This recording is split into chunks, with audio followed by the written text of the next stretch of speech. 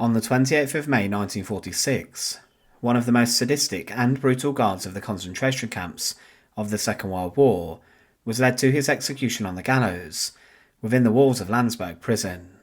He was helped up onto the scaffold by a number of American military policemen, and they then passed him over to the US Army executioner who had the noose in his hand.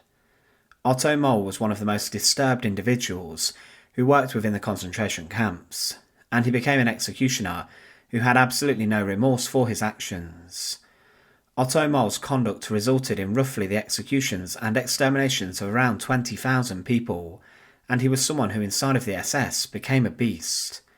Before the Second World War, he was actually working as a gardener, and he had a rather peaceful life, but his decision to join the SS, Himmler's paramilitary group, would lead to him taking a disturbing career path, and he became known as the Butcher of Auschwitz. But why did Otto Moll have this nickname, and what did he do which was so appalling?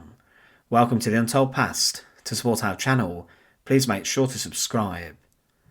Born on the 4th of March 1915, Otto Moll was born into conflict. The First World War had gripped Europe, but in the years after the conflict, he had an ordinary life, working as a gardener before his decision to join the SS. He joined on the 1st of May 1935, but did not intend to begin with to serve inside the concentration camps. He actually joined the SS Battalion's orchestra, and along with a number of other musicians, Moll travelled around Germany, entertaining SS men inside of barracks and whilst they were training. But in January 1937, he experienced a severe accident when the truck he was travelling in crashed, and one of his bandmates was killed in this. Moll was badly injured, and he experienced a severe head trauma that left him blind in one eye, and it's considered that this injury may have led to changes in his personality that made him a psychotic and barbaric killer. Some historians have even claimed that the injury Moll received made him mentally and physically ill, turning the orchestra member into a deranged psychopath. Of course, the SS was a perfect place for him to show off these newly acquired personality traits. Some have even claimed that Moll may have been exploited by the SS and manipulated because of his injury to make him more of a sadist, but he was transferred to the SS Death Heads unit, and these men were those who oversaw the concentration and extermination camps. The SS valued Moll, and he would oversee a work detachment inside one of the camps who looked after the gardens and the grounds of the site, but in 1941 he was moved from Sachsenhausen where he did this work and was transferred to Auschwitz. At the time, Auschwitz was expanding on a colossal scale, and the Commandant Rudolf Höss had officially been given the authority to create the most destructive and deadly concentration camp of the Second World War, and Höss even tested the most efficient ways of slaughtering many people himself. Höss recruited many guards and members of staff from other camps to work at Auschwitz with him, and this included Moll. When he arrived at Auschwitz, Moll was given one of the most depressing commands at the camp, and his men were ordered to dig the mass graves that would be used for mass executions. Every single day there were many mass shootings and killings carried out. To begin with, these were done by shooting, before Höss then settled on the use of the gas chambers. Moll served inside different jobs at Auschwitz for many years, and he rose to the position of the Director of Employment Services within Auschwitz II-Birkenau. But in 1944 he was given command of all of the crematoria within Auschwitz-Birkenau, and he was working closely with the Commandant to ensure that the bodies of the victims were burned as swiftly as possible. But the sheer amount of people who were being killed led to the crematorias actually struggling to deal with the scale of the killing, and many victims were then burned in large cremation pits out in the air. Otto Moll would not take no for an answer, and he was known for screaming, "An order is an order," as he forced prisoners to deal with the bodies of those who had been killed. Huge deportations were occurring as people all over Europe arrived at Auschwitz for their deaths, but Moll patrolled his commandos, who were tasked with burning the bodies armed with his pistol. He even oversaw the conversion of a farmhouse to become another gas chamber, and he shoved people into this room before turning on the gas. A former prisoner claimed that, at that time, on average, around 18,000 Hungarians were murdered daily at Birkenau. Transports would come from dawn till dusk, one after another, and around 20% of those arriving were sent to the camp. They were recorded in series A and B. The rest were gassed and incinerated in the crematorium furnaces. In cases where there were not enough prisoners, they were executed by shooting and burned in pits. As a rule, a gas chamber was only utilised for groups bigger than 200 people, because it was uneconomical to use it for smaller groups. It sometimes happened that during executions by shooting, some prisoners put up a fight or children cried, and then Oberscharführer Moll would throw these people into the burning pits alive. I personally witnessed the following scenes.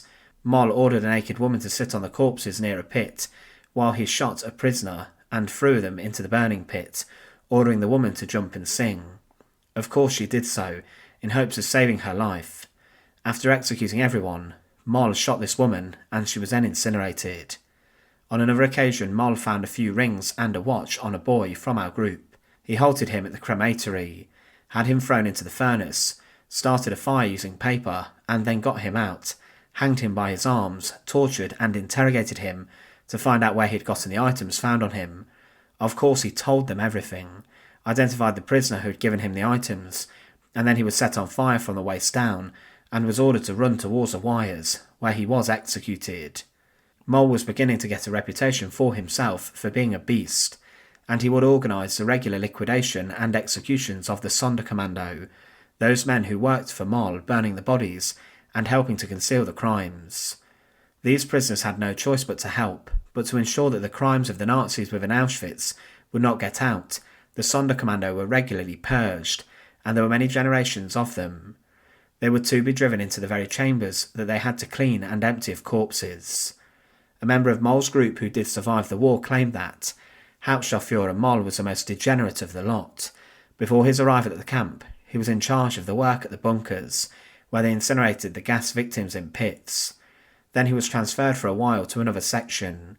In view of the preparation necessary for the reception of convoys from Hungary in 1944, he was placed in charge of all the crematoria. It is he who organised the large-scale extermination of the people arriving in these convoys. Just before the arrival of the Hungarian transports, he ordered pits to be dug alongside Crematoria 5 and restarted the activity of Bunker 2, which had been lying idle and in bits. In the yard of the crematory, there were notices on posts, with inscriptions telling the new arrivals from the transports that they were to go to the camp where the work was waiting for them, but they had to first take a bath and undergo disinfection. For that, it was necessary for them to undress and put all their valuables in baskets, specially placed for this purpose in the yard. Moll repeated the same thing in his speeches to the new arrivals. There were so many convoys that sometimes it happened that the gas chambers were incapable of containing all the new arrivals. The excess people were generally shot, one at a time, and often by Moll himself. On several occasions, Moll threw people into the flaming pits alive. He also practised shooting people from a distance. He ill-treated and beat Sonderkommando prisoners, treating them like animals.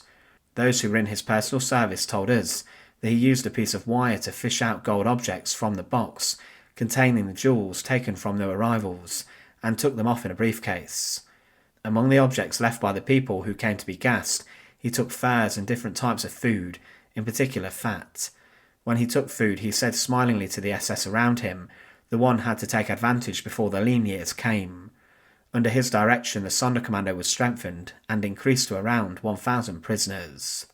The prisoners knew Otto Moll for being the head of the crematoria, and there were further terrifying accusations leveled against him with regards to his crimes. Another former inmate claimed, "Moll once took a child away from its mother. I saw it at crematoria 4. There were 2 huge pits where the corpses were burned. He threw the child into the boiling corpse fat that had collected in ditches around the pit, and then said to his assistant, 'Now I'll eat until I'm satisfied. Now I've done my duty.' Another way to satisfy Moll's perverse murder lust was the killing of little children who he threw alive into the boiling human fat at the front sides of the pits. When the camp's commandant or other SS commanders appeared at the site of the crematoria, however, Moll controlled himself and subdued his abnormal tendencies. Then the machinery of murder took its customary factory-like course, without there being any special excesses. For all of these actions, Otto Moll became known as the Butcher of Auschwitz, and he targeted anyone including the youngest and oldest. He even allegedly said that if he was ordered by Adolf Eichmann or other senior SS figures to execute his own family, then he would not hesitate to do so. He allegedly even sent children into the crematoria ovens alive, and shot women who were forced to undress. He also took weapons such as iron bars to the inmates and battered them, as well as encouraging dogs to maim and attack. One of Moll's favourite methods of killing was throwing the prisoners into electric fences. As the Red Army approached in early 1945, Otto Moll was sent towards Dachau with a group of prisoners on a death march, and it was inside of Dachau where he was seized and arrested. He would later state that he wished that Auschwitz would have been bombed and that no one would have survived, and he had no remorse for his crimes. But when he was brought to trial, what is shocking is that the court did not take into account the actions he got involved in at Auschwitz, and he was only condemned for having shot prisoners on the death march, 26 prisoners to be precise. He was on the 28th of May 1946 taken to the gallows inside the courtyard of Landsberg prison, where over 200 other SS members would be executed on. Moll was led up to the scaffold and an executioner placed a black cap and then the noose over his head before releasing the trapdoor. At the end of World War II there were many men who became known for their barbarism and savagery, as inmates told of their cruelty at the hands of the SS guards. But there are very few that have such a terrifying list of crimes and individual incidents than Otto Moll. He was someone who had the deaths of at least 20,000 people on his blood-stained hands, and whether his accident changed him to become a psychopath, or whether it was the SS that did this, you cannot deny the evil of the man. He was someone who was known for the worst crimes of Auschwitz, and he surrounded himself with death on a daily basis. Thanks for watching.